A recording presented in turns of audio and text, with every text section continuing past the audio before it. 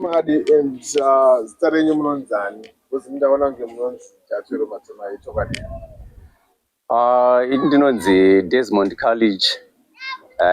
Vanhu vanongonditiwo Jatwero vachiti makafanana. Ichokwadi. Ndozoona kapaona karofuka pamwe ndijati.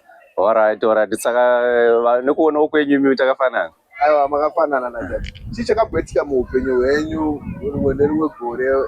Munambosangana navanhu vakakumhanyisa here vachiti muri Jati. Alright, pane mumwe musi wandakaenda town kuHarare. Pane zvinhu ndakatombonoti ndonotsvaga saka ndanosvika town iri nguva yeCovid. So ndakarasa mari inokwana kuita $20 bva ndakatanga kuita stress kuti saka indozvifambisa sei, handisina kana mari yekudzokesa, ndinotenga zvinhu zvandakafambira. So ndakanoti fambeni kuna 4th uko. Saka ndakanosangana nevakomana mawindo anoshedzera makombi vati mukomana we Jatwero ko. Saka vanhu vakatanga kupikisana vachinoti vamwe vachiti hasi. So vakabva vatanga kundimhanyisa. Saka ndakazonoti rinda kunosvika pedyo nekombi yanga iripo, ndakazongonopinda nepakati payo, vanhu vakasara vari kumashure. So nestress andinayo plus mask yandakapfeka, ndakabva ndanzwa gozarirwa kuti kuti inini ndarasa mari plus iri kuitika. Saka ndiri mukati mekufunga izvozvo bva patosvikawo vamwe kuJatwero zvakamira sei, ndikati ina handisi. Zvakanzi aiwa ndiwe kana usiriwe mukoma wakandimunin'ina, ndikati vanhu vakadaro vakawanda vanotaura izvozvo vachiti takafanana. Saka ina hasati ndasangana naye, ndine chishuwo chokuti ndogona kuzombomuonawo tione takafanana here. Saka mukugara kwataingoita tichingoona mafilms kubva vachiri kunaisa boom, saka ndaingozvitarisa ndichinyatsoona kuti but tinenge takafanana.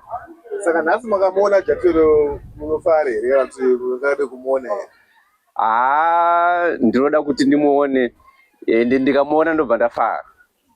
Alright, nhasi tauya naye Jatwero. Naye pano.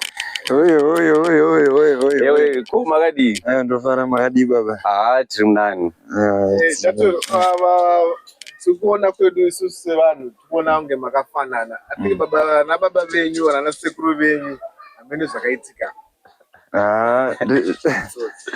Ndisingazozive zvangu madhara kuti zvinenge zvakadii, asi mukurarama kwatinoita isusu ndobhirivha kuti vanhu vanofanana zvekutodaro. Ini ndakatombodedzawo munhu asiri kutonomurova mbama kumusana, ndatomumhanyira paakazochekwa kuti amhanyira munhu asiri. Vanhu vanofanana chaizvo. Saka nawo tozisira vanhu vari kucomment section, vanhu munoti chii nevanhu ava, vakafanana here kana kuti handiti vakariska andarasta avo vakariska vakariska razvona comment section vanoti chii vanhu ava, vabvunze Jati.